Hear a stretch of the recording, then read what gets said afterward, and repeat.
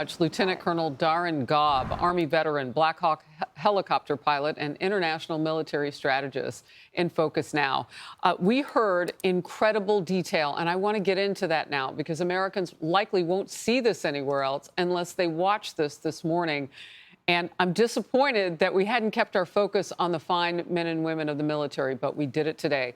So if you'll give me just a moment, I want people to see this from the Joint Chiefs of Staff Chairman, Dan Caine. For more than 15 years, this officer and his teammate lived and breathed this single target, Fordo, a critical element of Iran's covert nuclear weapons program. They literally dreamed about this target at night when they slept. They thought about it driving back and forth to work, and they knew from the very first days what this was for. And then, on a day in June of 2025, more than 15 years after they started their life's work, the phone rang and the President of the United States ordered the B-2 force that you've supported to go strike and kill this target. Heroes in motion. We're thankful to all of them. First of all, your thoughts on that, and then we'll move forward. Yeah, good morning, Harris.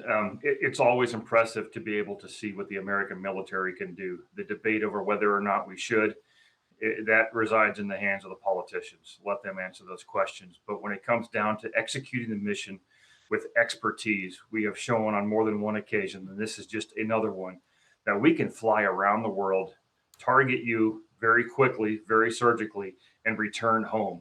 Nobody else can do that. And that's what the American taxpayer can see in the expertise in the American military, and everybody around the world, I guarantee you, heard those explosions one way or another, and they're thinking twice about some of the things they may have heard about the U.S. military. And I hope they are, because our goal is to make sure that we're never needed in the first place.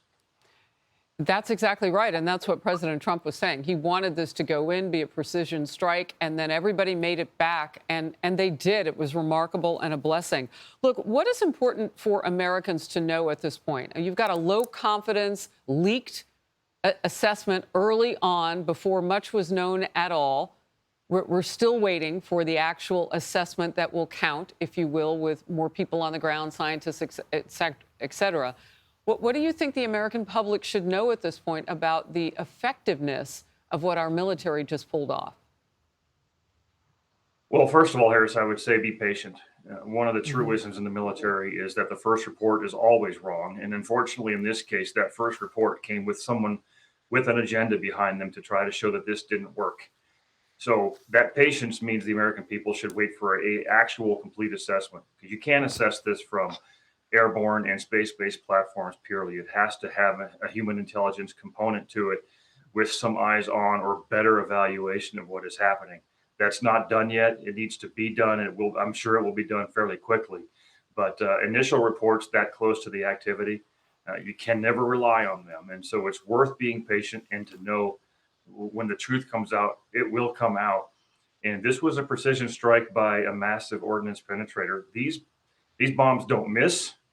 And when they hit, there is a significant response with what they're capable of doing. I'm familiar enough with them to know what they're capable of.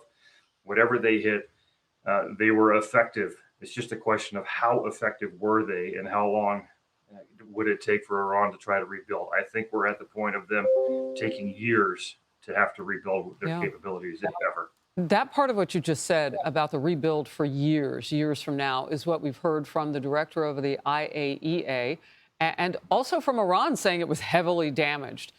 And we know the president and we know Israel have both said it. So, I mean, we have to have patience for the details on this. But what do you make of that's more than a triangle of sources right there? It is. And I think what you're getting to is a high confidence assessment that's going to happen very quickly, because the American people rightfully are demanding answers that they are owed. And that's, of course, outside of the classified arena that will come in different ways, that Congress will also have to answer those questions, have those questions asked as well. And all that is to follow. We do have time. At this point, there's no emergency. There's no rush to form conclusions that are based on limited intelligence or lack of knowledge. That's why I believe that the American people do need to have patience. But I do believe this administration will provide some answers very quickly. Yeah, and the American people deserve the truth and not some politically or otherwise driven, slow drip of misfacts, misinformation, and perhaps an agenda, as you pointed to. So there is an FBI criminal investigation looking into who might have leaked this information. Let's move on, though, for what I've been promising so far this hour, and that is a lot more detail on that mission, which came via, at one point, Chairman Caine, who also highlighted the young soldiers who were tasked with defending the largest U.S. base in the Middle East when Iran retaliated. Let's watch. The oldest soldier was a 28-year-old captain. The youngest was a 21-year-old private who'd been in the military for less than 2 years. Imagine you're that young first lieutenant, you're 25 or 26 years old, and you've been assigned as the tactical director inside the command and control element. You, at that age, are the sole person responsible to defend this base. As the targets were detected, round after round of Patriot missiles are ejected from their canisters by an initial launch charge. Then the main solid rocket motor ignites. You can feel this in your body if you've ever been around a Patriot taking a shot. And round after round goes out and guides against those missiles coming inbound. We believe that this is the largest single Patriot engagement in U.S. military history. These awesome humans, along with their Qatari brothers and sisters in arms, stood between a salvo of Iranian missiles and the safety of Al Udeid. They are the unsung heroes of the 21st century United States Army. Sir, you have served. You get the last word. These are the kind of people that America grows. And it doesn't matter what age they are. When they're very young, they are capable of doing great deeds, and they will continue to do so. America's lieutenants are non-commissioned officers without whom we would cease to function as a military, are the ones who are capable of these great deeds, and they will continue to do so. This is what makes America's military great.